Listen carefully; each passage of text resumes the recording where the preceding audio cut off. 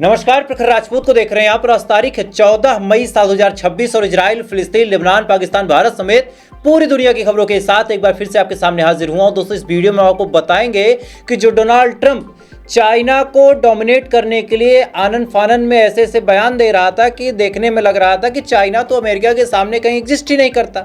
China को रोकने के लिए चाइना के ऊपर हजारों मर्तबा सेंक्शंस और टैरिफ का ऐलान करने के बाद अब डोनाल्ड ट्रंप चाइना के अंदर बिजनेस की तलाश में गए तो, लेकिन वहां पे कितनी जबरदस्त बेइज्जती दोस्तों ट्रंप की हुई है, इसके बारे में अभी मैं आपको बताऊंगा। और इस चीज को जब आप जानेंगे तो जानने के बाद पता चलेगा कि हर शेर का एक सवा शेर होता है और वो शेर अंत में कहीं ना कहीं डोमिनेट होता ही है। अब ऐसा क्यों कह रहा हूं, इस वीडियो को आप डिटेल में देखिएगा, मैं आपको बहुत डिटेल में समझाऊंगा। और साथ ही इजराइल के प्रधानमंत्री बेंजामिन नेतन्याहू दुबई के दौरे पे बहुत ही सीक्रेटली जाके आ चुके हैं।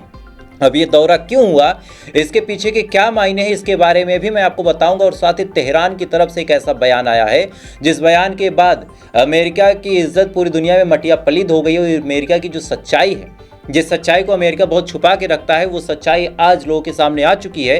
अब ऐसा क्यों कह रहा हूं, इसके बारे में भी मैं आपको बताऊंगा। और साथ ही हमारे देश में बीजेपी एक ऐसी पार्टी है जिसके रोज ऐसे ऐसे कारनामे निकल के सामने आते हैं कि इन कारनामों के बारे में जब आप जानेंगे तो जानने के बाद आप भी मेरी तरह कुछ सवाल पूछेंगे। सवाल अभी मैं आपको बीच में बताऊंगा और जरूर इस सवाल को आप पूछिएगा अगर आप इस देश के एक जिम्मेदार नागरिक हैं। यानी यकीन मानिए, एक ही वीडियो में बहुत ज़्यादा अहम खबरें होंगी, बहुत ज़्यादा इंपॉर्टेंट खबरें होंगी। इस वजह से वीडियो को लास्ट तक जरूर देखिएगा।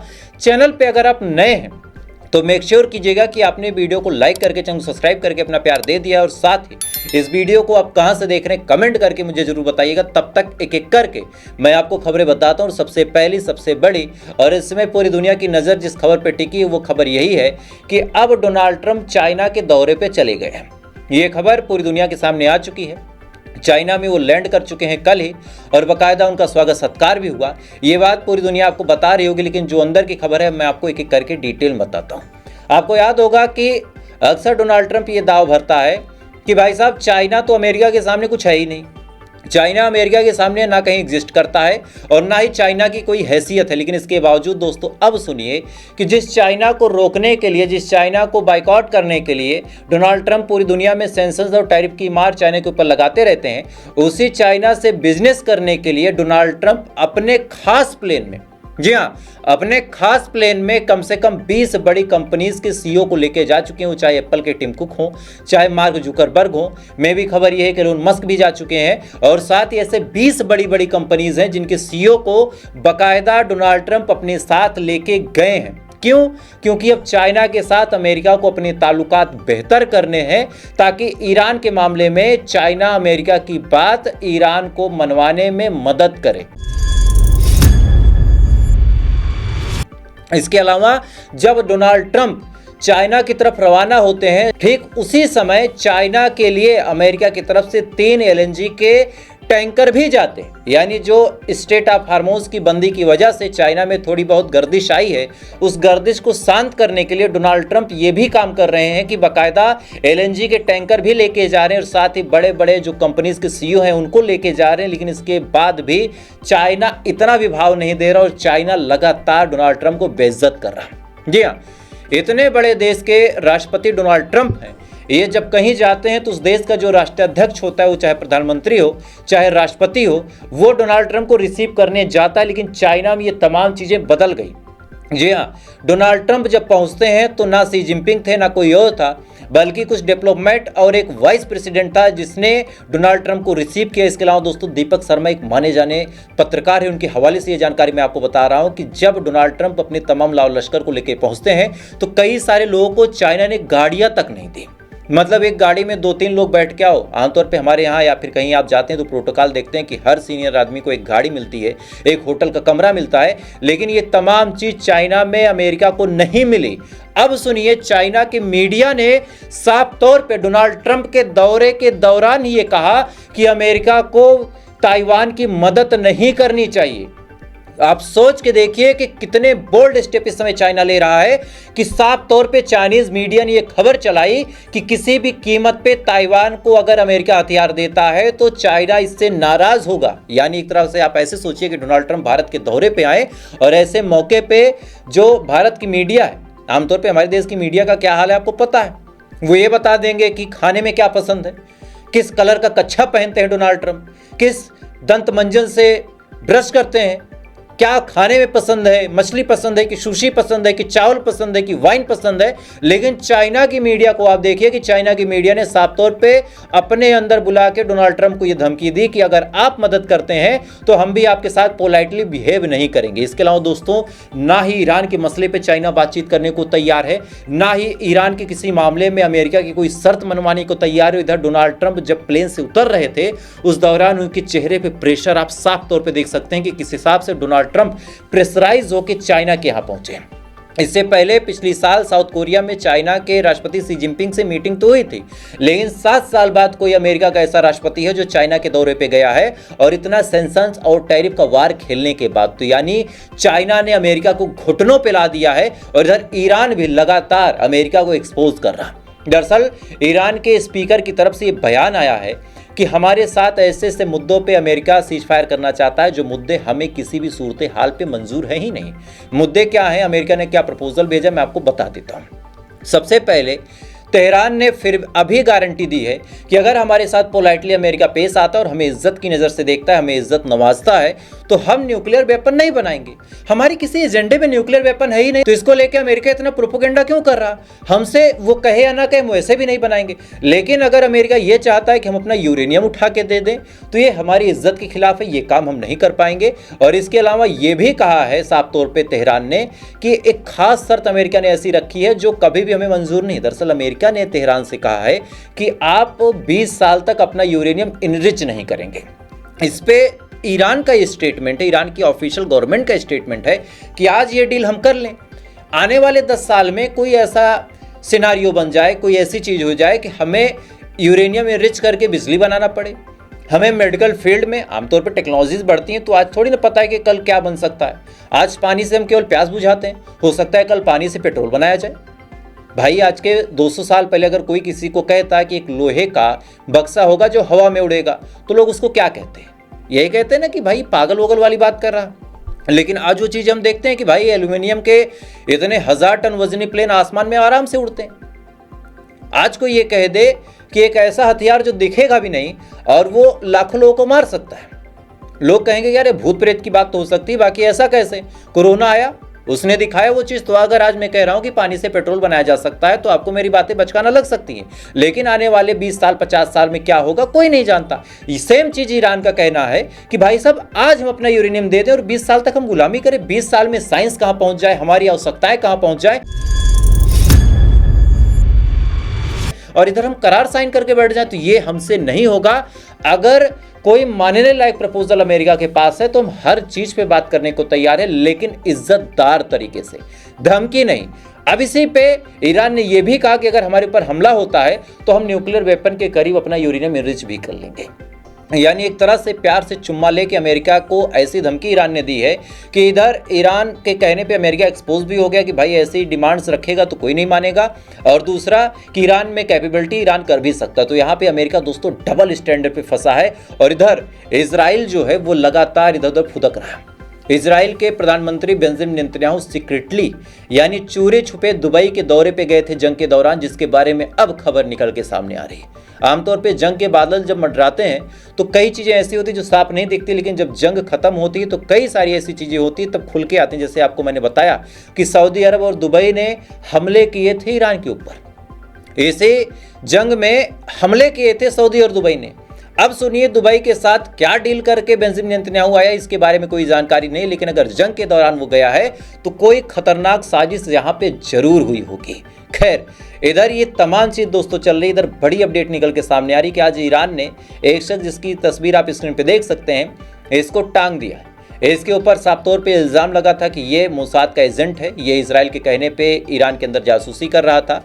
और जैसे ये जानकारी IRGC को पता चली, IRGC ने फौरन इसको पकड़ा और पकड़ने के बाद इसको टांग दिया। अब यहाँ से भी इजराइल को मुंह की खानी पड़ी।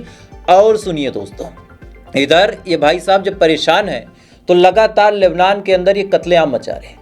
आप IDF यानी इजरायली डिफेंस फोर्स का ऑफिशियल पेज देखिए, इसके स्क्रीनशॉट में आपको लगा रहा हूँ और अभी मैं आपको वीडियो भी दिखा दूंगा। इसमें आप ध्यान से पढ़ें ऊपर क्या लिखा है। कि हमने हमला करके 400 से ज़्यादा लोगों को मारा है और कम से कम 1000 से ज़्यादा ठिकानों पे हमने हमला किया है। किस हिसाब से इंटेंसफुल हमले हुए, मैं चाहूँगा कि वो वीडियो देखें।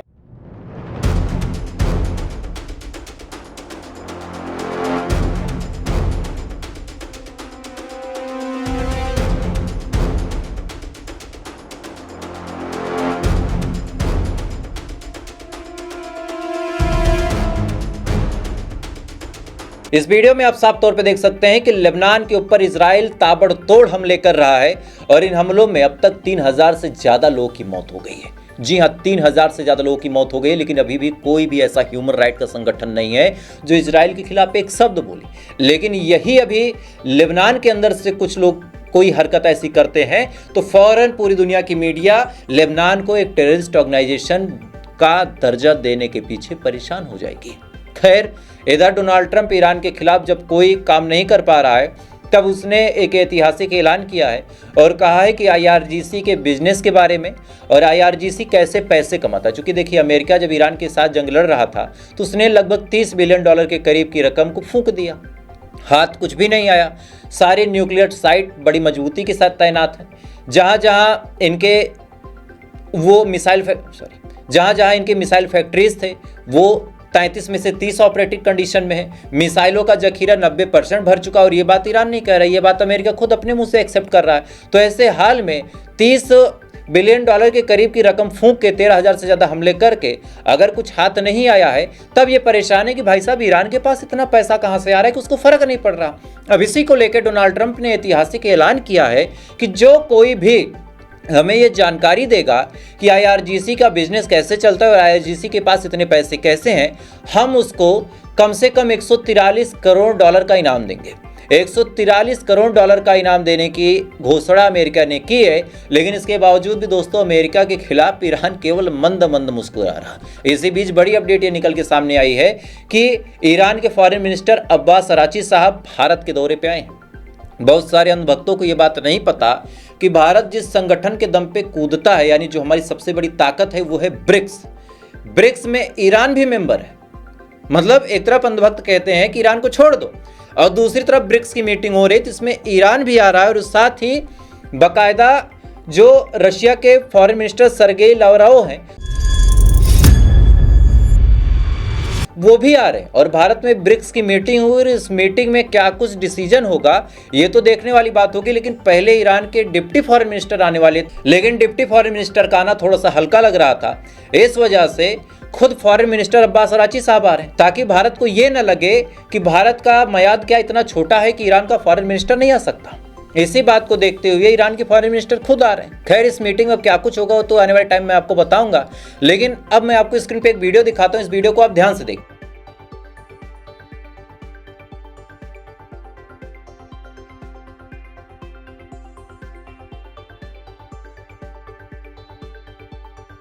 इस वीडियो में आप साफ तौर पे देख सकते हैं कि 2 गाड़ियां चल रही हैं।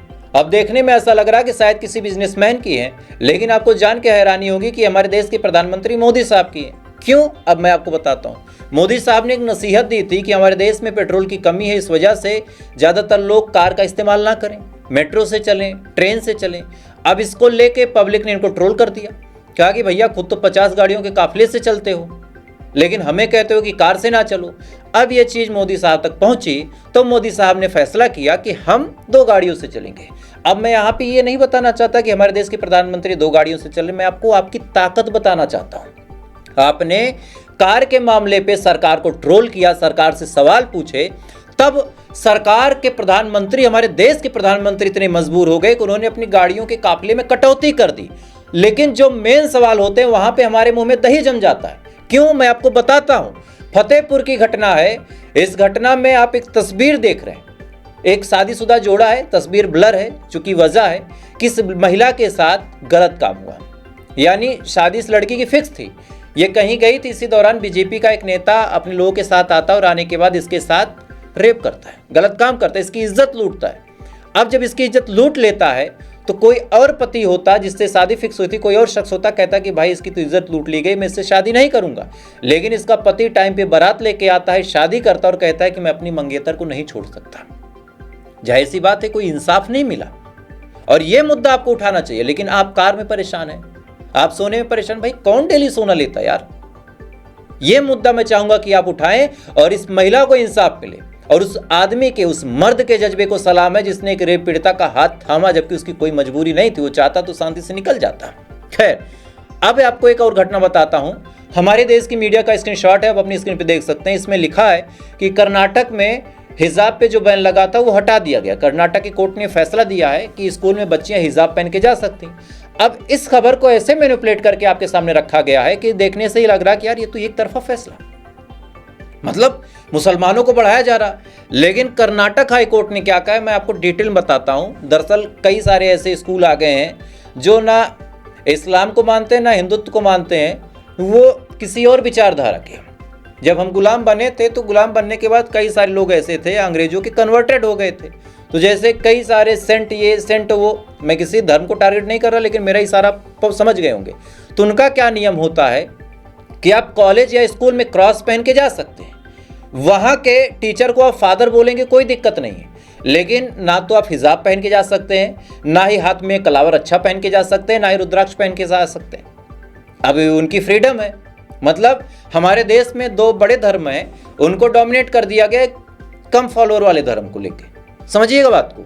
इसी पे कर्नाटक हाई कोर्ट ने फैसला दिया है कि लड़का या लड़की अगर चाहे तो हिजाब पहन के जा सकता है, वो चाहे तो रुद्राक्ष पहन के जा सकता है, वो चाहे तो अपने धर्म की कोई भी ऐसी चीज जो छोटी सी, ऐसा ना हो कि धर्म का पूरा रिप्रेजेंटेशन हो, लेकिन अगर छोटी मोटी चीजें उसको पहन के जा सकता है, इसमें कोई दिक्कत नहीं।